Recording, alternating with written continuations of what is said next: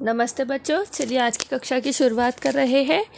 जैसे कि आप सभी जानते हो कि अभी हमारी एग्ज़ाम होने वाली है, जिसमें हमारा सिलेबस पूरी तरीके से कंप्लीट हो चुका है। तो जो सिलेबस है मैं एक बार सिर्फ उसका रिवीजन लूँगी कि उसमें क्या क्या है। तो जैसे सबसे पहले उपयोग हमारे है आपको दूसरी इकाई का पाठ, जिसमें क्या है बच्चों, बैंक और देखिए बैंक का चित्र दिखाया गया है और एक डाकघर का, जिसमें डाकघर में क्या क्या क्या काम किए जाते हैं, कौन से काउंटर्स है, इसकी जानकारी दी गई है। और बैंक में भी कौन कौन है, कैसे काम किया जाता है, कहाँ पे पूछताछ की जाती है, ये सब जानकारी दी गई है जो मैंने आपको समझा चुकी हूँ। और यहाँ पे कुछ थॉट लिखे गए हैं, वह भी मैंने आपको समझाया है। जैसे टिकट कहाँ मिलती है, मनी ऑर्डर मतलब क्या, पैसे एक प्लेस से दूसरे प्लेस पे भेजना, ये सब आपको बताया। जैसे और बैंक में कैशियर मतलब कैश लेने वाला, मैनेजर जो सबसे बड़ा होता है बैंक में वो कौन होता है, मैनेजर। सूचना लिखने के लिए वहाँ पे एक फलक दिया गया है, पुलिस है वहाँ पे, ठीक है।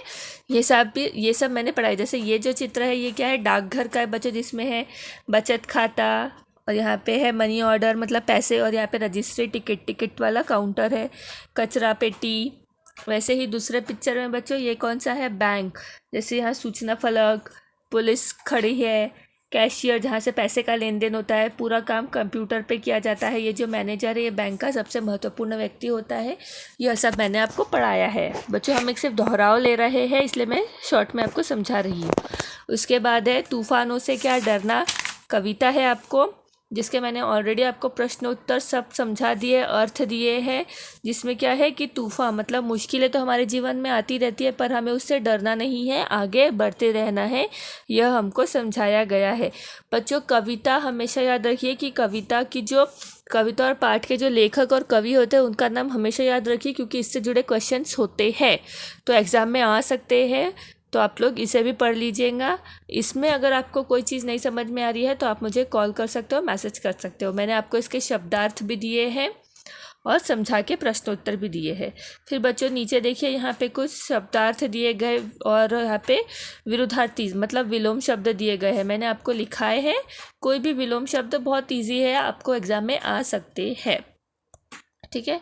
अब उसके बाद है पार्ट 4 सोना और लोहा, जिसमें लोहा और सोना दोनों की तुलना की गई है कि सोने को जब अपने ऊपर बहुत घमंड हो जाता है तो लोहा उसे समझाता है कि वही उसकी रक्षा करता है, और सोने को क्या करते हैं लोग, अलमारी में बंद करके रखते हैं, वो तो अलमारी में बंद होता है, पर लोहा क्या होता है, काम करके मेहनत करके उसकी रक्षा करता है। तो इसमें सोना और लोहा दोनों का अर्थ समझाया गया है बच्चों की, दोनों अपनी जगह महत्वपूर्ण है। अब देखिए बच्चों, यहाँ पे नीचे शब्दार्थ दिए गए शब्द वाटिका में, जो मैंने ऑलरेडी आपको लिखा चुकी हूँ। और दूसरी ओर भाषा की ओर आप देख रहे हो अगर पेज नंबर 38, उसमें दिया है भाषा की ओर निम्नलिखित शब्दों में प्रत्यय लगाकर लिखो। ये आपने पहले भी पढ़ा है। जैसे देखिए यहाँ पे गुण दिया है, तो गुण, यहाँ पे गुणता होंगी क्या, नहीं, गुणवान, यस गुणवान, तो ये वान क्या हो गया, प्रत्यय। डरता, वान, आवना, डरी, आहट, इक, तो डरावना। यहाँ पे सुंदरता, दिन का क्या होगा,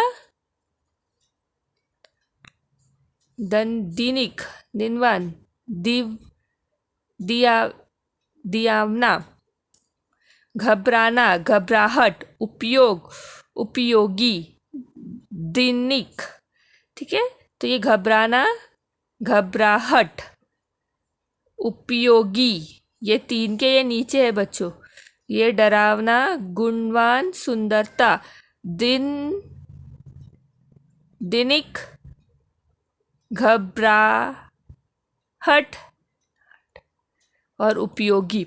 तो ये जो आखिरी में इसके वर्ड लगते हैं यह क्या होते हैं, प्रत्यय होते हैं। मैंने करवाया है, नहीं करवाया है तो मैं आपको इसे एक बार ऑनलाइन क्लास जो होगी हमारी, मैं उसमें एक्सप्लेन करूँगी। फिर उसके बाद है बच्चों स्वास्थ्य संपदा, जिसमें गांधी जी ने पत्र लिखा है अपने मित्र को, जिसमें उनकी बीमारी के बारे में उन्हें क्या करना चाहिए और क्या नहीं करना चाहिए यह जानकारी दी है। यह भी मैंने आपको पढ़ाया है, जिसमें हमें बहुत सी स्वास्थ्यवर्धक बातें बताई गई है और व्यायाम का महत्व भी बताया गया है। मैंने यह भी आपको समझा चुकी हूँ बच्चों। शब्दार्थ लिखाए हैं मैंने, इसके प्रश्नोत्तर भी आपको दिए हैं। उसके बाद कागज़ की थैली है जो आपके पाठ में नहीं है। पार्ट 8 T2 और चिंकी ये कविता कहानी है, मैंने आपको बताई है, समझाई है, पर यह आपके सिलेबस में नहीं है। उसके बाद है वह देश कौन सा है, इसमें वह देश है भारत देश, जिसमें भारत देश की सुंदरता को दर्शाया गया है और भारत की स्थिति कैसी है, नीचे समुद्र है, ऊपर हिमालय का ताज है, यह सब भी दर्शाया गया है। इसके भी बच्चों मैंने आपको शब्दार्थ दे दिए गए हैं, क्वेश्चन आंसर्स भी दिए हैं। उसके बाद स्व अध्ययन में चित्र द्वारा कहानी, यह भी मैंने बताया है।